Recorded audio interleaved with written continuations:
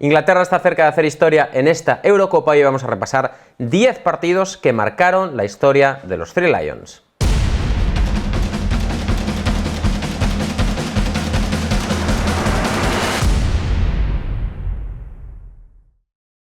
¿10 partidos? Para resumir una historia que abarca 3 siglos. Una historia, por otro lado, de penurias, baches, Sí. tropezones, Sí.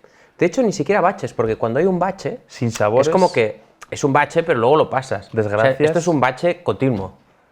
O sea, en realidad, lo que son baches son las alegrías. O sea, todos baches, menos algún momento concreto en que claro. no hay baches. O sea, lo puntual es la sonrisa, lo puntual es el triunfo. disfrute. La tónica habitual es el fracaso, Sí. más absoluto. Más que es un absoluto. poquito de lo que va la historia de la selección inglesa, que es un poco también lo que encapsulan estos 10 encuentros, estos 10 partidos que marcaron la trayectoria de los Three Lions. Y me atrevería a decir otra cosa. Voy a decir 2 cosas. Uno, Son muchas cosas, también te digo. Mm. Lo más habitual en el fútbol, o forma parte de la competición, perder. Sí. Entonces esto es una cosa que hay que asumir. La Realmente, derrota. la excepción... Normalicemos la derrota. La excepción es el ganar. La y excepción tener es el éxito. ganar un torneo. O sea, Esto es la excepción. Los menos son los que ganan. La mayoría en el fútbol pierde. Claro, y te diré más. No hay ninguna selección en el mundo que haya ganado más torneos de los que ha perdido. Considerando perder, no ganarlos. Esto que estás dando Esto ahora es mismo, así. pero es un dato como esta portería. Y lo segundo es un consuelo. Se aprende más de las derrotas que de las victorias. Así que los Three Lions Me te quiero decir, es una selección que ha aprendido mucho en su historia. o ha tenido muchas oportunidades de aprendizaje desaprovechadas. También puede ser, también También puede ser. puede ser. Bueno, vamos con estos 10 partidos. Vamos con estos 10 partidos y el primero, pues digamos, ya marcaría lo que vendría después, ¿vale? Escocia 0, Inglaterra 0 en Hamilton Crescent en Escocia. El primer, ¿por qué lo hemos puesto aquí? Es el primer partido técnicamente oficial de la historia de los Three Lions, la federación inglesa, que es la más antigua del mundo, junto con la escocesa, porque ambas se fundaron de forma simultánea, y ya jugaron un partido el 5 de marzo de 1870.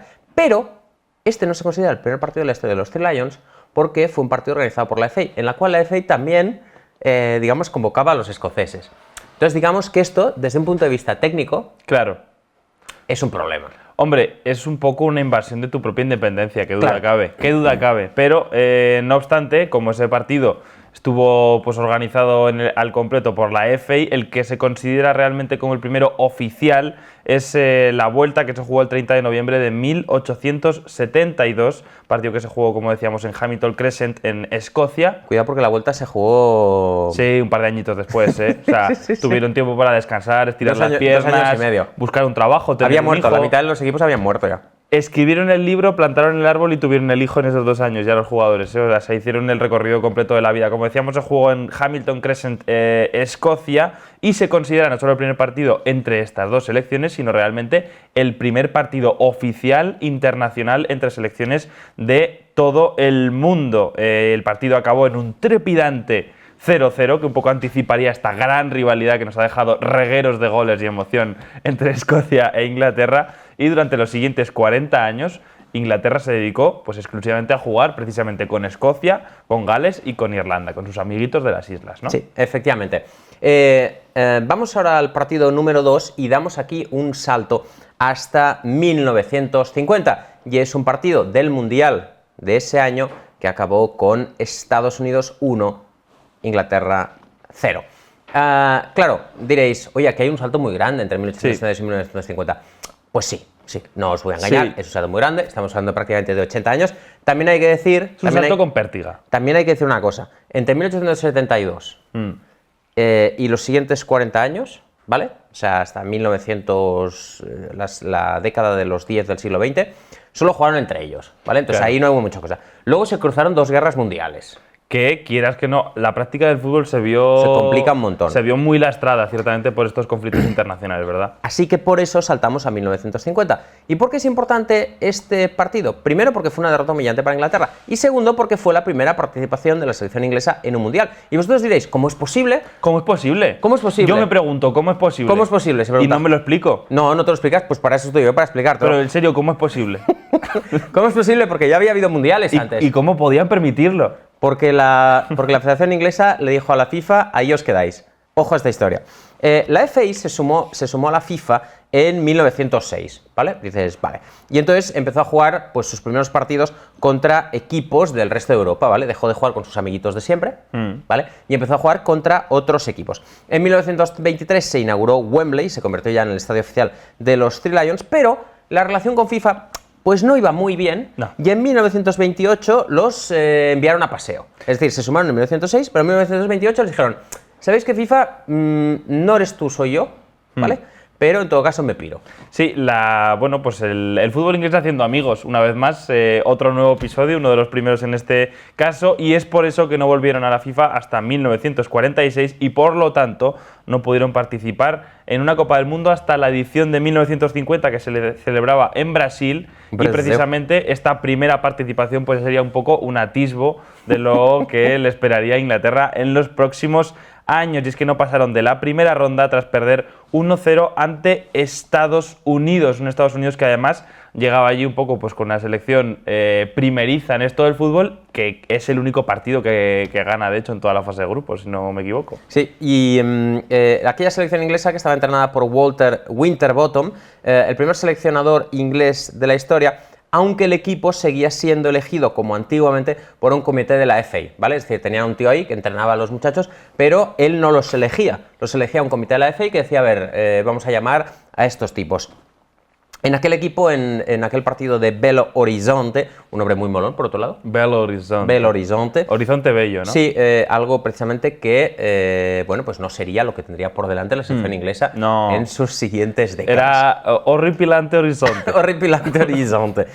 Como decía, en aquel partido en Belo Horizonte, aquella humillante derrota que ha quedado para la historia de la selección inglesa, jugaron, entre otros, como titulares, Alf Ramsey, del que hablaremos a continuación, Tom Finney, la gran estrella del Preston North End, o Stan Mortensen, el jugador de los Y esta derrota que tuvo incluso un calado tan épico que se ha hecho una película de ella incluso, el partido de sus vidas, que aparece creo que es Gerard Butler, de portero, si no me equivoco. Puede ser. Sí, y bueno, pues narra la épica victoria de Estados Unidos y también épica derrota de Inglaterra. Sí. Vamos con el tercer partido y en esta ocasión saltamos del 50 al 53 y vamos de una humillación pues a otra, ¿vale? A pesar de ese fracaso del 50, los ingleses seguían pensando que ellos eran los dueños del fútbol. Sí. ¿Vale? Lo hemos inventado, somos los mejores, aquí se juega, bueno, jugamos a otro nivel, tal, no sé qué. Bueno. Esto es una constante que se va a mantener a lo largo de los años, pese a que la realidad se la va negando a la selección inglesa, pero viven en una especie de... Es verdad. De mundo paralelo en el que ellos siguen convencidos de que eso es así. 1953, Inglaterra 3, Hungría 6. Aunque la primera derrota en casa ante un equipo extranjero de los Three Lions se produjo el 21 de septiembre de 1949 ante Irlanda, cuando perdieron por 0-2, fue la segunda de su historia la que resultó más dolorosa y acabó marcando un antes y un después en los Three Lions. En 1953, la Hungría de los Magiares Mágicos visitó Wembley en partido amistoso y se impuso por 3-6. Por 3-6, que bueno, pues fue una derrota ante un equipo ciertamente histórico, Inglaterra, que seguía pues convencida de que era la dominadora del panorama futbolístico mundial, pero se encontró con ese ya famoso 2-3-3-2 de Gustav Seves y con estrellas en esa selección de Hungría como Nádor Hidegkuti, que marcó... Nádor Hidegkuti, es que no es de tu época. Bueno, la mía tampoco. Sí, mucho, pero... Hidegkuti, que marcó un hat-trick, por supuesto Ferenc Puskás, Zoltán Sibor o Sándor Kocsis. Entonces, pues contra esta selección nada tuvieron que hacer. Sin embargo, Ilie,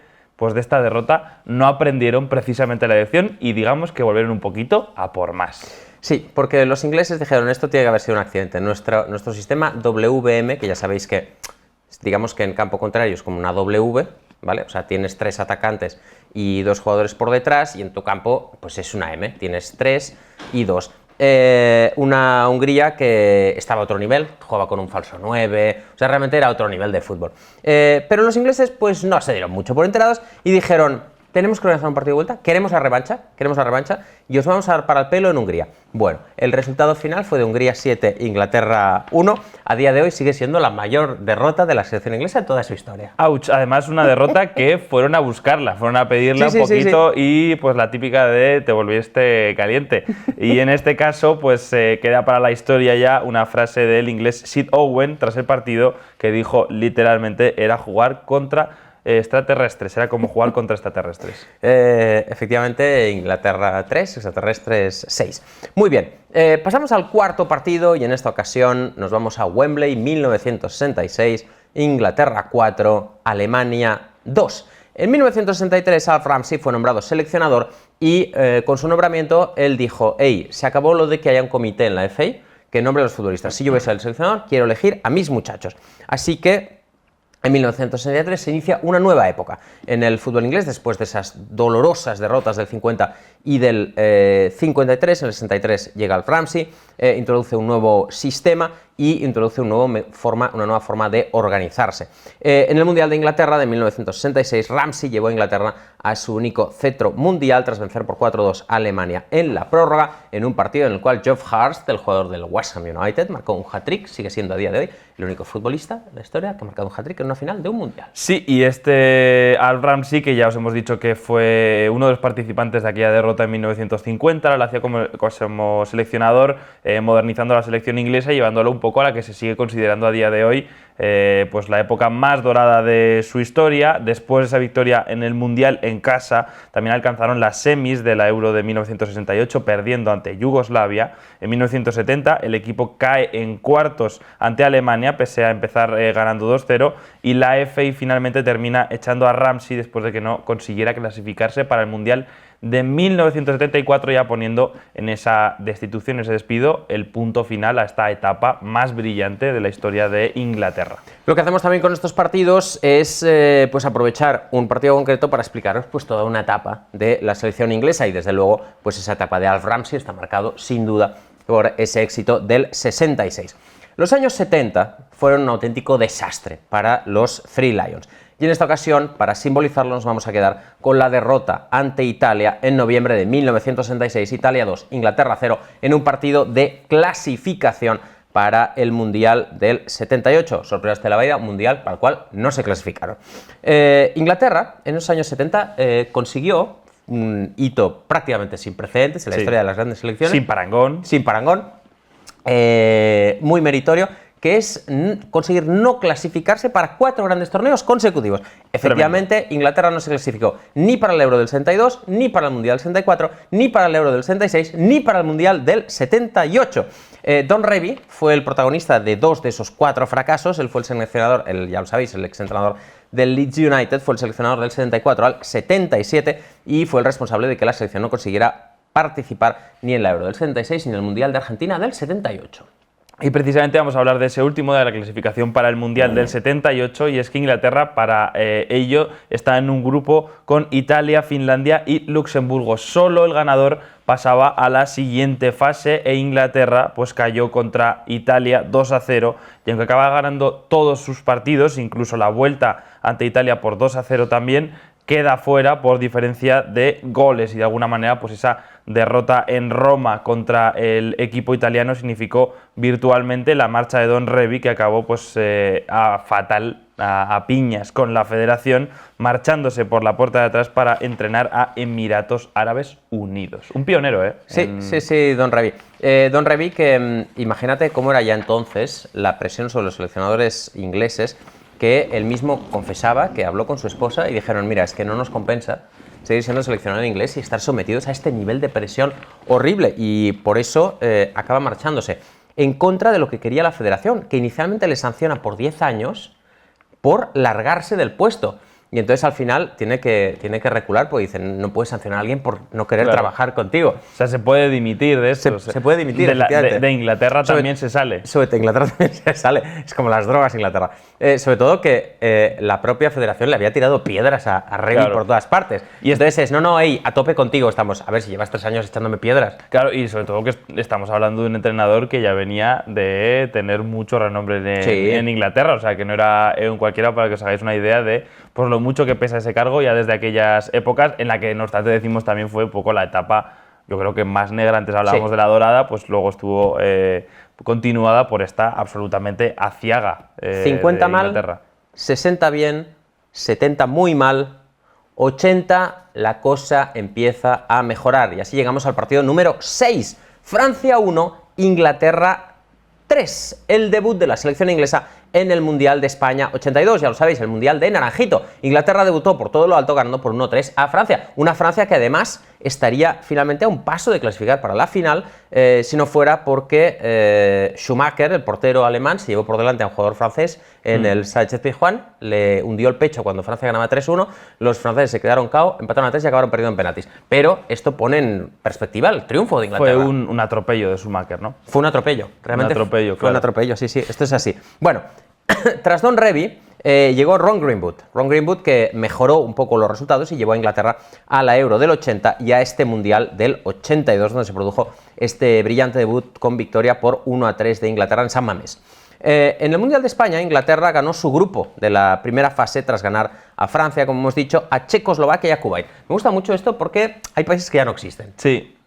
Bueno, Checoslovaquia, te hemos hablado de Yugoslavia también. Sí, es verdad. Es verdad. Además, países potentes, países Sí. que te hacían un poquito de daño de vez en cuando. Aquel partido ante Francia es uno de los mejores que se recuerda de la selección inglesa. Desde luego, yo creo que posiblemente el mejor debut en un gran torneo que ha tenido nunca. Como decimos, ganó 3-1 en San Mamés, esa selección que luego quedaría a un pasito de la final. Sí, además, bueno, pues luego empató, sin embargo, se queda encuadrada pues, con cierta mala suerte en la siguiente fase de grupos con Alemania y España en el mismo grupo. Solo pasaba uno, acaba empatando con ambos y acaba progresando Alemania. Entonces, bueno, pues de alguna manera no se va dando una mala imagen, sino que se marcha de aquel Mundial de España sin perder y con algunos jugadores que luego serían importantes para los próximos cuartos del Mundial 86, que alcanzaría pues con futbolistas como Peter Shilton, Terry Butcher, Glenn Hoddle, Trevor Booking, Kevin Keegan o Brian Robson. Sí, Brian Robson, que marcó 2 goles en el partido precisamente del que estamos hablando, esa victoria por 3-1 en San Mamés en el debut del 82. Y vamos al séptimo partido, y en esta ocasión nos vamos al último partido que dirigió Sir Bobby Robson con la selección inglesa, las semifinales de 1990, Alemania 1, Inglaterra 1 en ese Mundial de Italia.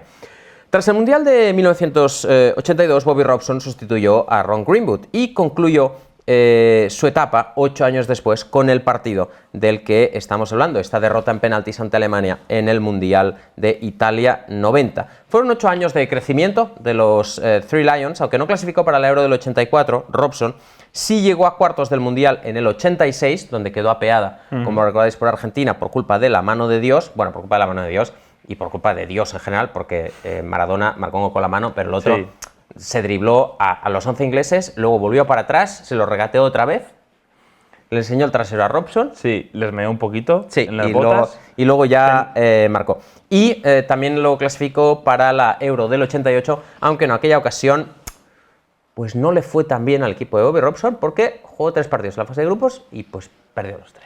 No fue el caso, no obstante, de esta despedida por todo lo alto en el Mundial del 90, en la que se quedó a las puertas de su segunda final mundialista a Inglaterra, con una generación, como decimos, dorada, que cayó en penaltis, una suerte que ya veremos que no ha sido precisamente a favor de Inglaterra, y con futbolistas ya recordados para la historia de esta selección, como pueden ser los ya mencionados algunos, como Peter Shilton, Paul Parker, Des Walker, Terry Butcher, Stuart Pearce, Chris Waddle, David Platt, Paul Gascoigne, Peter Beardsley y Gary Lineker. Sí, una selección muy recordada esa del 86. Perdón, del 90, ya decía del 90. Del 90 y de esa derrota en semifinales ante Alemania, saltamos al octavo partido que se produce en la Euro del 96 en Inglaterra, donde Inglaterra quedó eliminada en semifinales por Alemania. Pero el partido con el que nos vamos a quedar de ese Euro del 96 no es ese, no es la derrota en semis ante Alemania, sino con el partido más brillante que hizo la selección inglesa en aquella Euro bajo los mandos de Terry Venables, que fue la victoria en el último partido de la fase de grupos por 4-1 ante los Países Bajos. Tenemos que recordar, como hemos hecho en cada partido, un poco la previa de cómo llegó Inglaterra hasta aquí. Graham Taylor sustituyó a Bobby Robson en 1990 y fracasó estrepitosamente. Un fracaso estrepitoso que además en esta ocasión se le sumó pues unas cuantas dosis de ignominia, porque fue grabado en un famosísimo documental que se llama The Impossible Job, donde se ve pues básicamente cómo Graham Taylor fracasa estrepitosamente al frente de la selección inglesa. Sí, para que veáis que no es Sunderland Tilaidai el primer exponente de es un poco eso, mostrar un poco las penurias del mundo del fútbol. No clasificó para el Mundial de 94, acabó despedido, como decimos, además documentado, y le sustituyó Terry Venables, que llevó a la selección a la Euro del 96, aquella Euro siempre recordada por el famoso It's Coming Home, y sobre todo por ser una selección que, aunque empezó mal, empezó creciendo y que sobre todo consiguió, como ya hemos mencionado en alguna otra ocasión, reconectar con un público inglés ciertamente algo desencantado con su afición y con el fútbol quizás en general. Aunque se recuerda la derrota en penaltis ante Alemania que hemos comentado antes, o incluso la victoria ante Escocia por 2-0 con aquel gol de Gacha con el sombrero y la posterior celebración haciendo referencia a la famosa silla del dentista, su mejor partido es el que destacamos aquí, esa victoria por 4-1 ante los Países Bajos de Gus Hiddink, que tenían a jugadores, atención, como Edwin van der Sar, Michael Reisiger, Danny Blind, los hermanos de Boer, Clarence Seedorf, Richard Witsche, Jordi Cruyff, Dennis Bergkamp, Patrick Kluivert o Philippe Cocu. También estaba, por ejemplo, Winston Bogarde, pero pues, he preferido no destacarle porque Winston Bogarde pues no es como decir, wow, claro, qué selección. No, bueno. He puesto a Reisiger un poco de rebote también, pero claro. Bueno, pero ahí que la mitad, tengo que decir que la mitad acabaron en el Barça, porque Reisiger acabó en el Barça, los de Boer acabaron en el Barça, Witsche acabó en el Barça, Jordi Cruyff también, sí. Kluivert también y Cocu también. Y Bogarde. Y Bogarde, por supuesto. Es que te estabas olvidando de alguien. Me dejo al importante. ¿Cómo olvidarlo? De los pocos futbolistas de la historia con nombre de tabaco.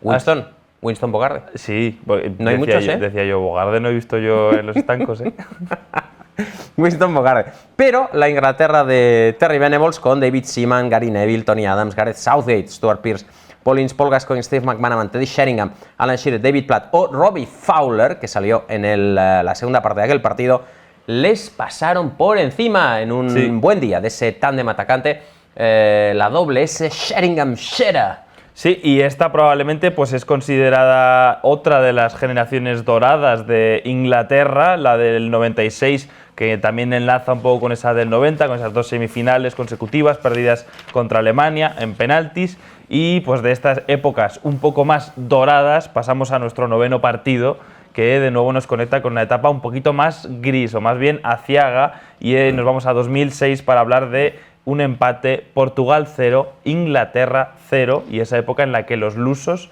pues fueron un poco la bestia negra de los Three Lions. Es verdad.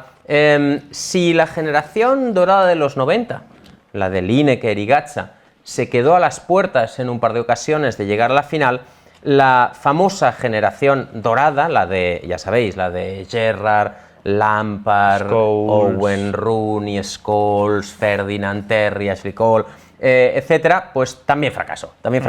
Y este empate ante Portugal, que luego acabaría en eliminación en penaltis, nos sirve un poco para plasmar pues el fracaso de esa generación. Fracaso relativo, pero en todo caso nunca llegaron ni siquiera a unas semifinales como vamos a ver ahora. No acorde a las expectativas que generó en el país, probablemente. Tras Terry Venables, que se marchó después de esa Euro del 96, se produjo una gran inestabilidad en el banquillo de la selección inglesa. Glenn Hoddle estuvo 3 años, del 96 al 99, unos años en los cuales cayó en octavos del Mundial 98.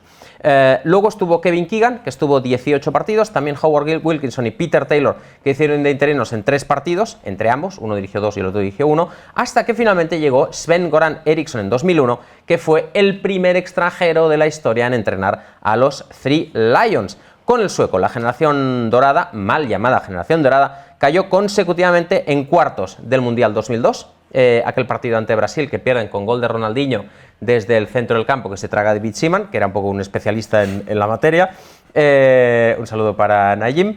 En la Euro de 2004 también caen en cuartos, esta ocasión ante Portugal en penaltis, y en el Mundial 2006 otra vez en penaltis ante Portugal. En la Euro de 2004 empatan a 2 y pierden en penaltis. En este partido del Mundial 2006 empatan a 0, esta vez sin goles, y acaban siendo eliminados en la tanda. Sí, como decimos, las tandas de penaltis no han sido la mejor suerte para Inglaterra, y pues de nuevo volvió a ser el caso en una tanda prácticamente fatídica, porque solo metió Owen Herbrechts, mientras que fallaron Lampard, Gerrard y Carragher, los por supuestos futbolistas con más talento en esa suerte de lanzamiento de penaltis. Además, otro punto destacable, negativo en este caso, fue la expulsión de Wayne Rooney en un partido que de alguna manera catalizó todo lo que era esa selección repleta de talento, pero sin fortuna, y también que pasa un poco ya a la historia por esa concatenación de fracasos. Y una selección que, digamos, siempre fue un poco víctima de sí misma, porque también en este punto recordemos la expulsión de David Beckham en un partido ante Argentina, en un lance con Diego Pablo Simeone. Es decir, que al final siempre la selección inglesa tenía grandes jugadores, pero al final en las grandes citas siempre fallaban en los momentos de tensión. Y en este punto llegamos al último partido, un último partido que es el empate entre Inglaterra y Colombia a 1 en el Mundial de 2018. ¿Y por qué acabamos con este penalti? Bueno, primero porque ¿por qué acabamos con este partido? Porque... y con este penalti también. También con este penalti.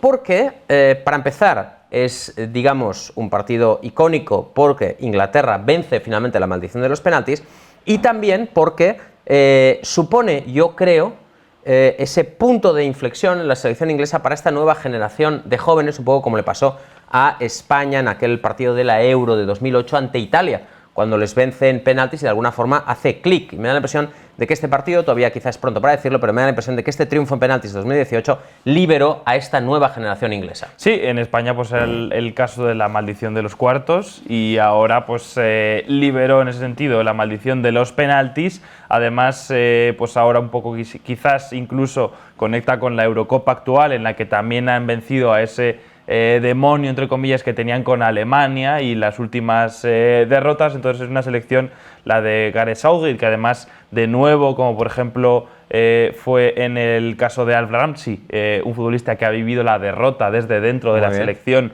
luego la vive desde el puesto de seleccionar, aprendiendo un poco de esos errores, pues está un poco sentando las bases para lo que parece un proyecto exitoso, que además ya hemos remarcado muchas veces que no es en ningún sentido azaroso, sino que es premeditado y planificado por la FA con destino a esa Copa del Mundo de Qatar.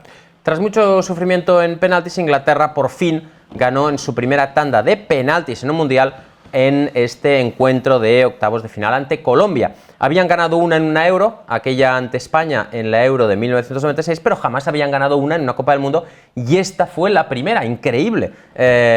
Siglo y medio después del nacimiento de la selección, lograron ganar una tanda de penaltis en un mundial. Todo un alivio para esta nueva generación que confía en hacer historia en esta Euro con Gareth Southgate al frente. Hasta aquí estos 10 partidos que han marcado la historia de los Three Lions y que nos han permitido repasar la historia normalmente triste, decepcionante, aciaga, frustrante, delirante incluso en alguna ocasión también podría ser, de la selección inglesa. Nosotros nos volvemos a ver en el próximo vídeo.